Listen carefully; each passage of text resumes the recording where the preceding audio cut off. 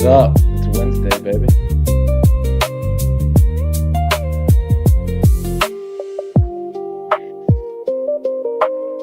All right.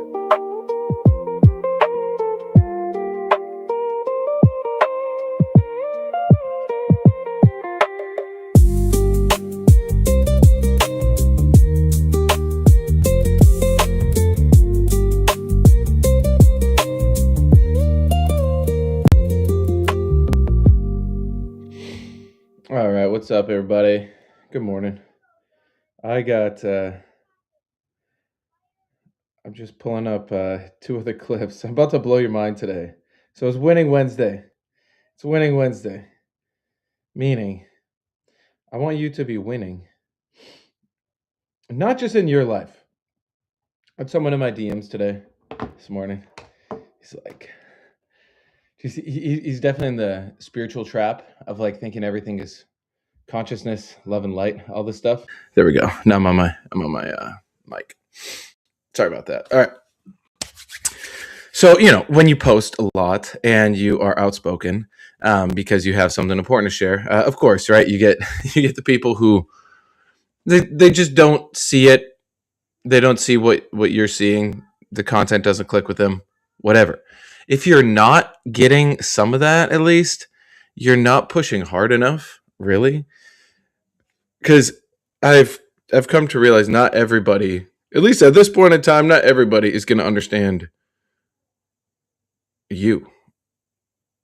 Not everybody can even understand everybody. Like, everyone has different vocabulary, different things that'll trigger them. So anyway, this one guy's like, "You're like a cog in the machine, man, just trying to make money." It's like, did you actually watch my content? Did you watch any of my content? And he's like, "No, man, the only way that we can change any of this is like," it's like he was like some doomer about like the climate, but then he was also like super into psychedelics and then like into consciousness and love and light. And it just was a very, very confusing message. But little reminder of where can I bring it back to myself? How can I become more effective at sharing what I'm sharing? So today I'm going to talk about winning. But is your winning just in alignment with yourself trying to get ahead? Or is the winning in the context of the world? Because you got a spell put on you. You got a spell put on you of what you think winning is. I'm going to show you this. This is going to blow your mind. All right. So we get this image of success and of winning put on us, especially the guys. I don't know how much it is with the ladies, but they're trying to masculinize every woman too. So you think, oh, your only value is like succeeding in the world system, right? And you got to climb up the hierarchy. And then theoretically, you get to the very top and you're like Jeff Bezos for a year or two. And then someone else comes in. It's like a very weirdly silly game, really, when you think about it. But nonetheless, the world system exists. And so we do got to influence it. Because right now it's like all the reasons you're complaining because you got to go to work, you got to do things you hate, you don't got enough money for your vacation, blah, blah, blah. All that is a result of the same system. It's the same system. So we get this mirage put on us of what winning looks like, of what success looks like. And it's a spell right in front of you. You can't even see it. It's like Saruman in Lord of the Rings put a spell on you, and now you're seeing things that isn't actually the full picture. So check this out. This is case in point of this. So we're going to do the story of Jeff Bezos today because you'll be pleasantly surprised. I'll give you the full context. Let's see. So here's just a alternate view on Amazon, right? Everyone thinks, oh, Jeff Bezos was kind of this dorky guy in the 90s, right? And then he just another in a garage, right? So I'm sharing this to help you break the spell, but then also we're going to do something with it. So ready to get your spell broken? Because I know you've bought shit on Amazon before. We all have. So here's the title. Just another company made in a garage. Who are you? I'm Jeff Bezos. And what is your claim to fame? I'm the founder of Amazon.com. In 1995, the year the Heads up, it's like a few minutes long, so just buckle up. It's worth it. I promise you. site went live, it made $500,000 in sales. In 2020, that soared to $386 billion. In less than 30 years, Amazon went from selling books to selling everything you can imagine, opening up grocery stores, offering a selection of movies and TV shows, and one day plans to launch a satellite internet service. So how did Amazon get so big?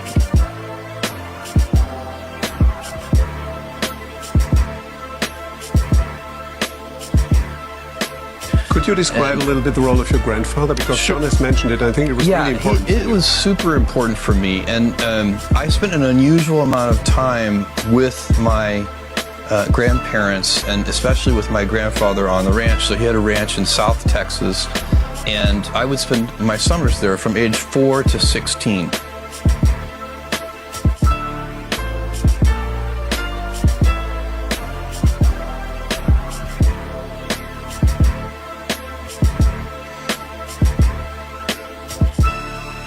Jeff Bezos' grandfather worked for the U.S. government in the now dissolved Atomic Energy Commission. 1958, LP Guys helped form the Advanced Research Projects Agency, eventually renamed as DARPA.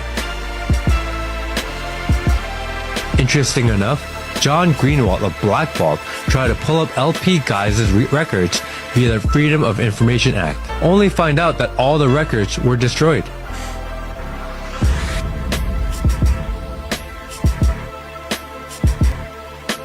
We were told that Jeff Bezos started Amazon in his garage in 1994. Something from nothing. A great American success story. Or was he chosen to be a frontman?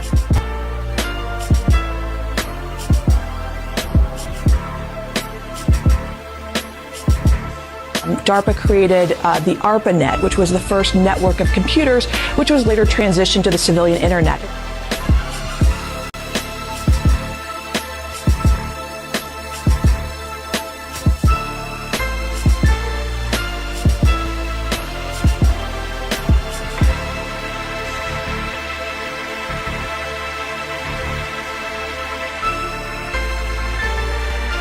Amazon. It's described as a cutthroat corporate jungle where workers are pitted against one another. 80-hour work weeks are the norm, and falling ill can mean you're out of a job. Amazon has faced repeated backlash from its workforce over alleged unsafe conditions within their fulfillment centers and the company's mistreatment of its employees.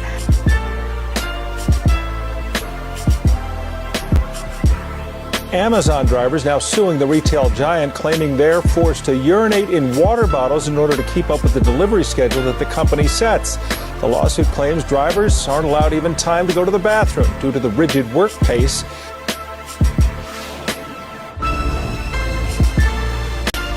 And the issue of working conditions, I'm very proud of our working conditions.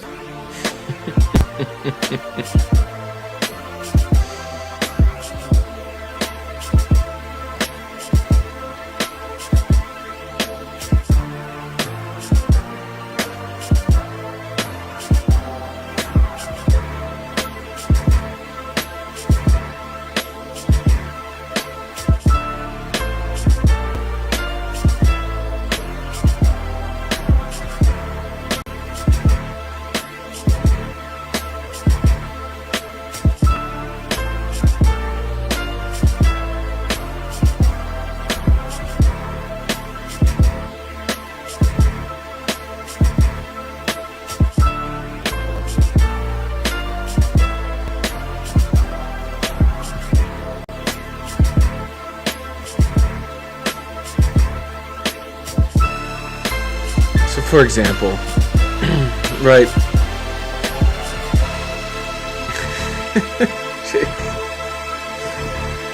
Yeah, they just keep going. They just keep going. So I'm just sharing that because there's a layer. There's a layer of reality. Picture of man stick. I don't know the name of this image, but this image right here, guys, this one. This is what I want you to get, this one.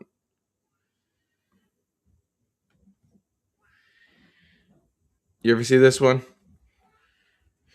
This right here. This is what I want you to understand. We get put under this illusion of how the world works.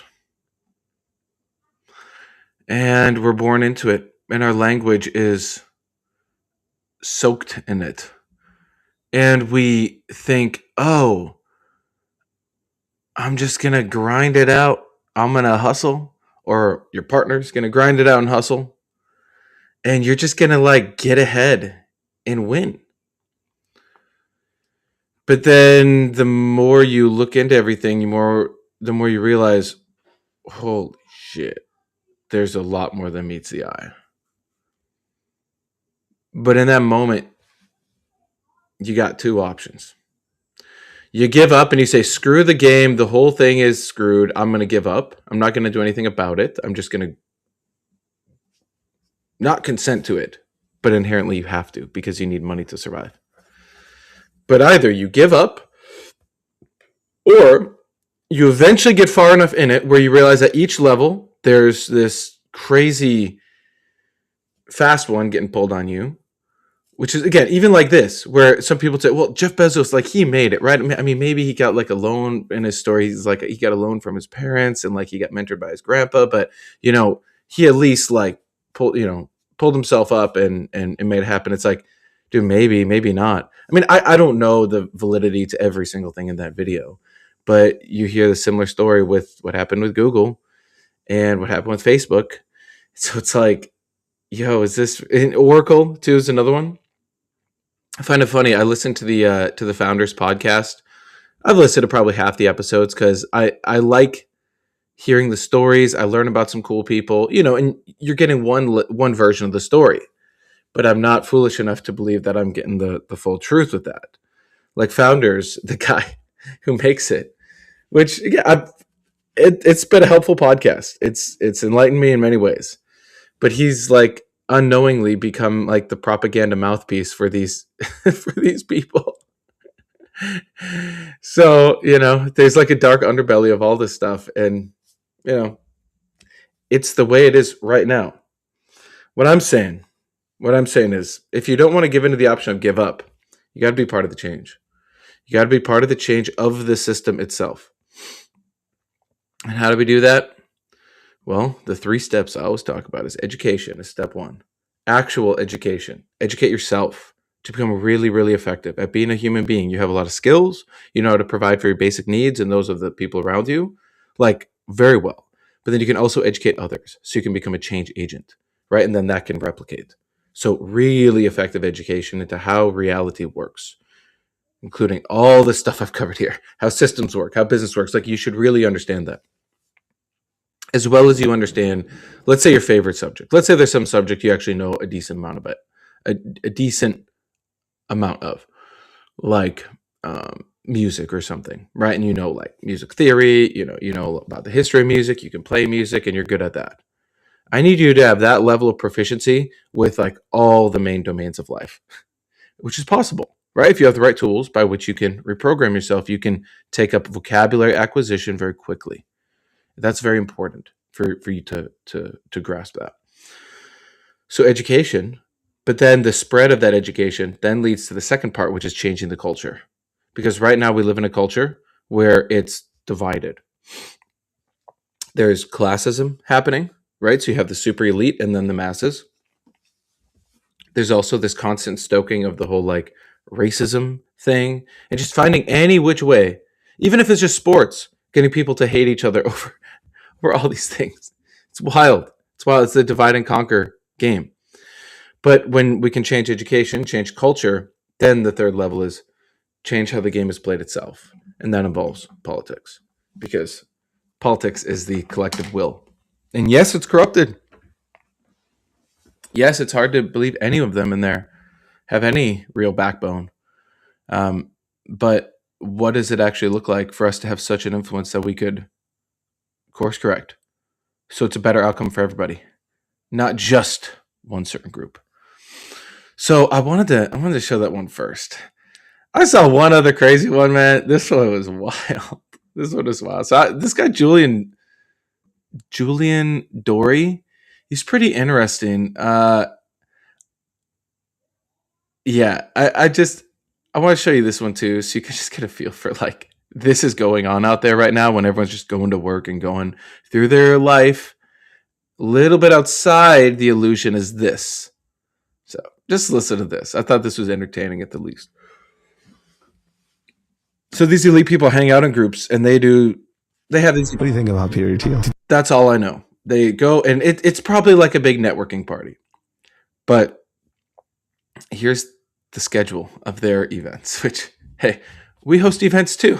But our topics are basically the topics I put on my live stream. So just listen to this. Did you see that guest list? The fact that a hacker just found all that information on his website is pretty great. Did you see the schedule? There's like 45 things on there. Build a cult. Bunker building. Psychedelic Tea Party. New World. We can and must settle Mars. How to steal an election. That's a 3-hour course. Apocalypse. Look, Megan Phelps Roper's talking. What the What are we doing? Didn't he do these Antichrist things? He did a lecture quietly about the Antichrist in the shadows of the Vatican right there. Baby Factory, the future of fertility, and the case for natalism. The bright side of nicotine. You might be able to get behind that one. Yeah, Vanilla ice cream break, a safe space. Oh, Peter Thiel called something a safe space. That's very not on brand for him. Okay. UFO summoning. That's another question I have. Like, again, I'm here to Yeah, there's one called UFO summoning. Huh. represent Mexico, just like Americans are fascinated about cartel stuff. How to pay for and I'm talking to the United States. Like, what the is going on with all this alien shit? When we see this, like, holy shit, the Illuminati is real. Yeah. I don't know, man. I don't know. But this is just stuff that's out there that may not come across your algorithm. And this guy, Peter Thiel, is the one who basically got JD Vance into vice president position, where JD Vance is positioned to then be running in 2028, and he'll probably become the president if Marco Rubio doesn't gain more favor. Yeah. Like, do you get that? Do you get how crazy this is? What's nice is this is becoming more in the open. But then it's like people have this oh shit moment and they go, that's crazy. And then again, they either say, I can't look at that. I have to get back to my job. Or you do another form of giving up, which is kind of counterintuitive, but the giving up becomes like, ooh, I'm just going to research all this stuff. And then you're just like researching it, giving it your energy and attention without doing anything about it. Versus what I'm saying is Buckminster Fuller quote, right? You don't change the old by fighting the old. Can't fight fire with fire, so does it. It doesn't make sense. But you build a new system that makes the old version obsolete. All right? You want to be part of that? Want to be part of that? That sounds good to me. That sounds wholesome. Want to know what's cool? Yesterday, so Jessica and I, okay, I recommend some basic recommendations for you listening, especially if you've never been here before or listened to this. You got to find a partner who's going to be your ride or die, who's going to go in this journey with you. Because if you actually want to step up and change things, you're going to need a partner. You're going to need someone who has your back, who you can trust, you have their back, because 2 is so much greater than 1. And 2, there's also this like exponential order of magnitude type thing that happens. And then definitely having kids becomes very motivating too, because they will inherit our world. But man, the level of brain rot in the kids in the current system is like really, really wild. So yeah, it will really encourage you to be part of creating a change. That's why I post every day. It's because we need a pretty radical, quick change at the levels at which the brain rot is happening. So anyway, yesterday Jess and I were having a breakthrough on like what it looks like for this next level of growth, because you're constantly going to new chapters in life. And we had a really cool breakthrough of just a morning meeting that we can have where there's just some basics. So like, yes, it does take me about 30 minutes of my day that I normally wouldn't use for that, and then vice versa. But we noticed when we got the 30 minutes at the beginning of the day, we got like 4 times as much done yesterday, like as a unit. It was so cool. It was so cool. I'm like really seeing the cumulative effect of all the work we're doing. This was stuff that would have taken us a whole week. We were able to knock out in like an afternoon. And that's exciting to me. because that means I'm becoming more efficient. My wife's becoming more efficient. We're creating more impact. So for you, do you have some sort of check-in every day so you can win? I call this Winning Wednesday. Every day you should be winning. But what game are you playing? Do you even know the game you're playing? Do you have metrics? Do you have a reward system for yourself? Is there like a certain amount of things you got to get done? If you don't have that, oh, you should hit me up. I got a really cool video on like how to build out a scoreboard for yourself and like a thermometer chart and all that. What you measure grows. It should be obvious, but it ain't typically obvious. Jess and I were also listening to some really interesting videos yesterday. We have looked more at something called biodynamics, and that's been a lot of fun too. I'll have to talk about that more once I get a good grip on it. But it's fun when you got a partner by your side where you're learning stuff together and you're growing together. And then now this morning she's like talking to me. She's like, "Oh, there's this book. We should get this book. We should do this and this." I've realized in any partnership relationship, you're going to have kind of different ways you look at the world. You better understand those. Jess is very, very good at being visionary, and she's very good at just like chugging away and doing projects. That's like her skill set. I'm very good at figuring out what's the order that the stuff has to be done. And I can also, roll up my sleeves and get a lot of work done. But it's like that. There's like the visionary, then there's the integrator, and then there's the doer. Jess and I both have the doer tendency. She's a little bit more like a workhorse. I'm a bit more like I'll sprint extreme and then rest, and then sprint extreme and then rest. I've just noticed that tends to be how I work well.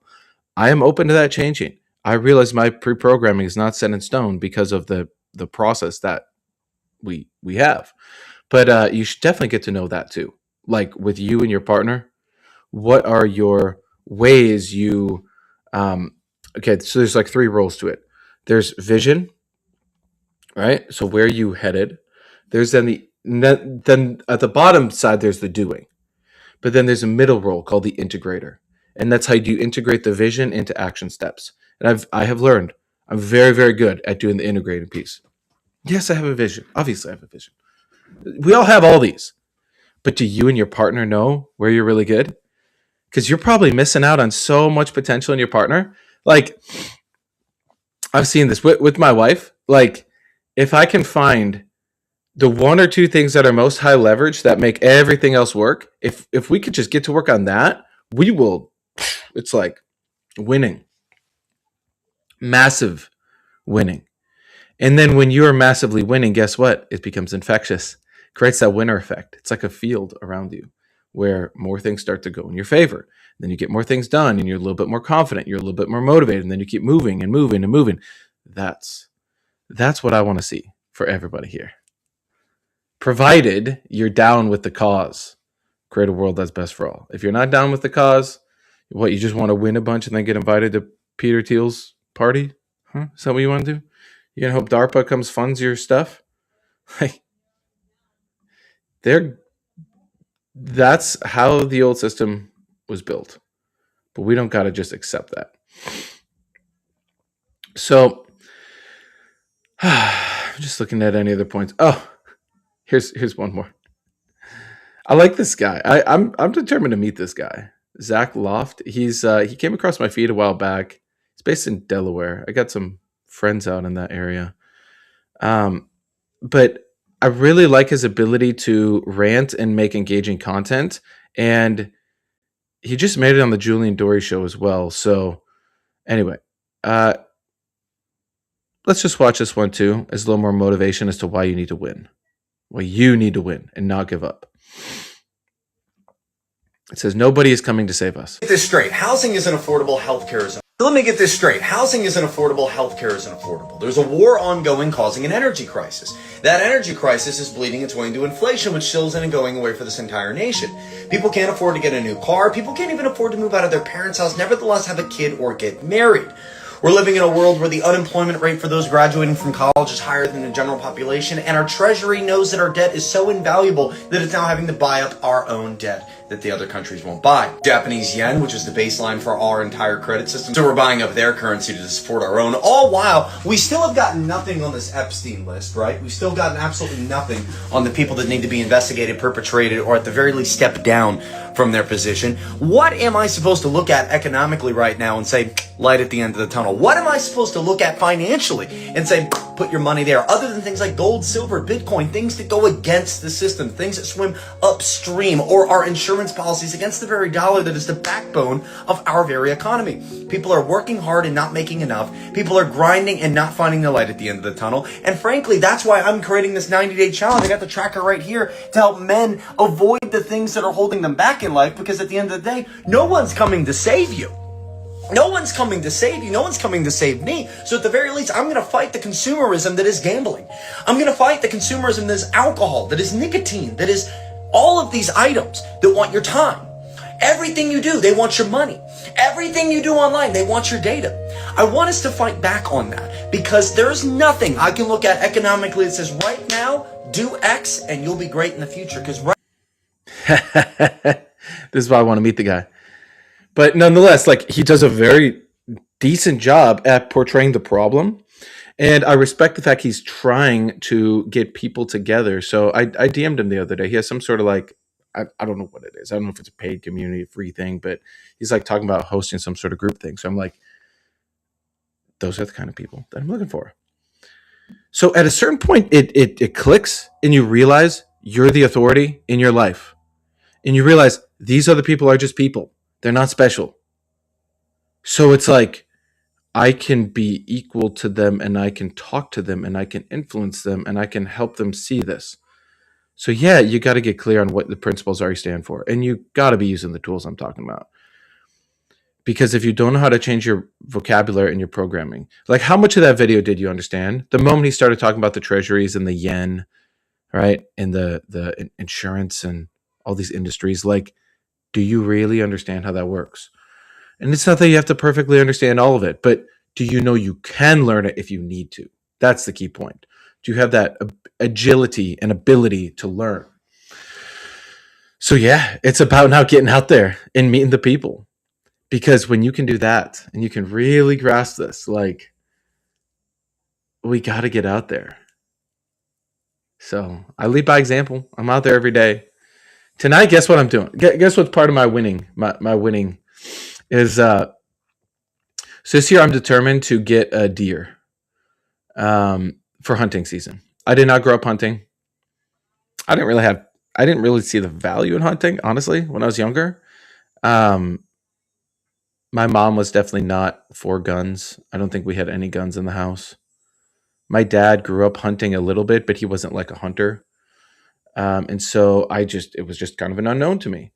But the more I get to understand how life works, how nature works, the more I can see the value in it when it's done properly. Plus, deer are overpopulated. So it's not like I'm going to hunt like something that's like endangered. It's like all these deer are here. They're causing accidents on the road. Like, if it's done right. So I'm going to go learn about this tonight, where apparently I can learn how to do crossbow hunting. And so, yeah. And then I'm going to learn how to prepare the meat, how to make venison, all that. And then if you come to one of our events, after I got this, you can try some deer steaks, some heart, some all sorts of cool stuff. But what I've learned from this is like, okay, so over the winter, I went, we visited our friends, the Copes, and I learned how to process a cow.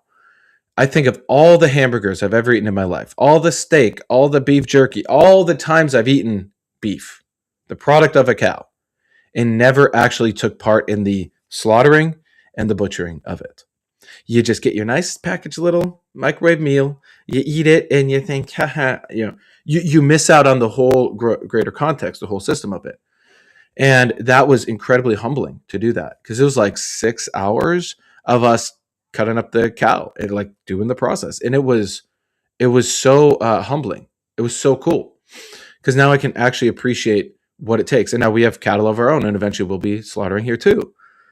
Or what? You want to import beef from Argentina? That might have some like chemical something in it I was reading about. Like, what?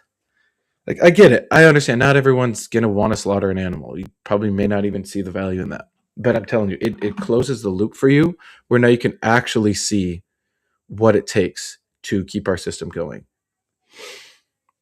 Food. You got to feed the masses. And what, you want to give them crickets? Huh? I bet at Peter Thiel's party, there's probably a lecture on crickets. You ever watch Snowpiercer? You should watch Snowpiercer.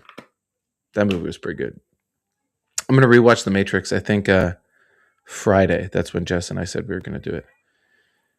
It's important, guys. It's important that you wake up and you really become like Neo and or Morpheus. Be a blend, whoever. I don't care. Come up with your own name. Doesn't matter. But you get out there and you actually take that responsibility to start to support other people in this journey of waking up. If you're not doing that every day, what you doing? Like, come on now. Come on now. So define winning for yourself. What's winning every day? Ideally, winning's the inputs you do. Or if you're like, I'm not going to get into this today, but win the day, I have videos on it. If you want the videos on how to win the day, hit me up. Just message me. Just text me on whatever, Instagram, whatever, and just be like, hey, what's that win the day thing? I'll send you stuff. I could go for an hour on it, but I've already done that in other videos, so we'll do that.